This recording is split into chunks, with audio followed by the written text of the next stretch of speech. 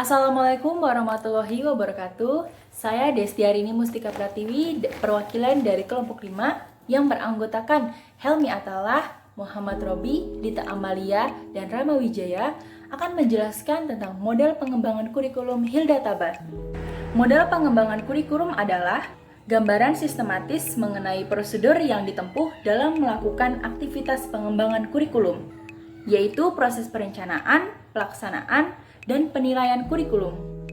Inti dari aktivitas ini adalah pengambilan keputusan tentang apa, mengapa, dan bagaimana komponen-komponen kurikulum akan dibuat. Model Taba merupakan modifikasi dari model Tyler yang menekankan pada pemusatan perhatian guru. Teori Taba mempercayai bahwa guru merupakan faktor utama dalam usaha pengembangan kurikulum. Menurut Taba, guru harus aktif penuh dalam pengembangan kurikulum. Selanjutnya adalah pandangan Taba dalam pengembangan kurikulum tradisional. Berikut adalah urutan pengembangan kurikulum deduktif atau tradisional. Yang pertama, penentuan prinsip-prinsip dan kebijakan dasar. Yang kedua, merumuskan desain kurikulum yang bersifat menyeluruh didasarkan komitmen tertentu. Yang ketiga, menyusun unit-unit kurikulum sejalan dengan desain yang menyeluruh. Yang keempat, melaksanakan kurikulum di dalam kelas. Berikut adalah pandangan Taba dalam pengembangan kurikulum. Taba menganjurkan pendekatan induktif untuk pengembangan kurikulum, dimulai dengan spesifik. Selanjutnya, membangun dengan desain umum yang bertentangan dengan pendekatan deduktif. Lebih tradisional dimulai dengan desain umum dan bekerja sampai ke spesifik. Taba berpendapat model deduktif kurang cocok, dikarenakan tidak merangsang timbulnya inovasi-inovasi. Menurut Taba, pengembangan kurikulum yang lebih mendorong inovasi dan kreativitas guru adalah yang bersifat induktif, yang merupakan kebalikan dari model tradisional. Selanjutnya adalah karakteristik model kurikulum Taba. Taba mengambil apa yang dikenal sebagai akar rumput pendekatan pengembangan kurikulum. Pengembangan kurikulum dilakukan guru dan memposisikan guru sebagai inovator dalam pengembangan kurikulum. Dalam pengembangannya lebih bersifat induktif dan berbeda dengan model tradisional yang bersifat deduktif. Taba mencantumkan 5 langkah urutan untuk mencapai perubahan kurikulum.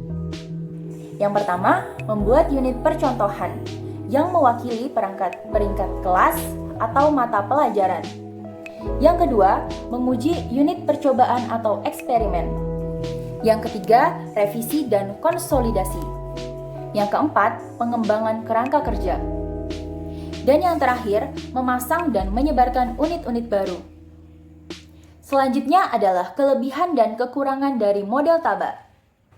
Kelebihan dari model Taba yang pertama, rasional modul, yang logis strukturnya menjadikan sebagai dasar yang berguna dalam perencanaan dan pemikiran kurikulum. Para pendidik dan pengembang kurikulum yang bekerja di bawah model rasional memberikan suatu jalan yang tidak berbelit-belit dan mempunyai pendekatan waktu yang efisien. Yang ketiga, dalam mengevaluasi proses kurikulum, satu hal yang dapat diargumenkan adalah Tyler dan Taba mendapatkan sesuatu yang sifatnya rasional, yang menyokong pembangunan kurikulum setidaknya dari perspektif rasional. Selanjutnya adalah kelemahan dari model Taba. Yang pertama, model induktif Taba tidak menarik bagi pengembang kurikulum, yang lebih memilih mempertimbangkan aspek-aspek yang lebih global dari kurikulum sebelum melanjutkan ke spesifik. Yang kedua, beberapa pengembang mungkin ingin melihat model yang mencakup langkah-langkah, baik dalam mendiagnosis kebutuhan masyarakat dan budaya, dan untuk menurunkan kebutuhan dari materi pelajaran, filsafat, dan teori belajar. Yang ketiga, perencana lain mungkin lebih memilih untuk mengikuti pendekatan deduktif, dimulai dengan umum, spesifikasi filsafat, tujuan dan sasaran, dan pindah ke spesifik tujuan, teknik pengajaran, dan evaluasi. Sekian materi dari model pengembangan kurikulum Hilda Taba, dan kami ucapkan terima kasih. Wassalamualaikum warahmatullahi wabarakatuh.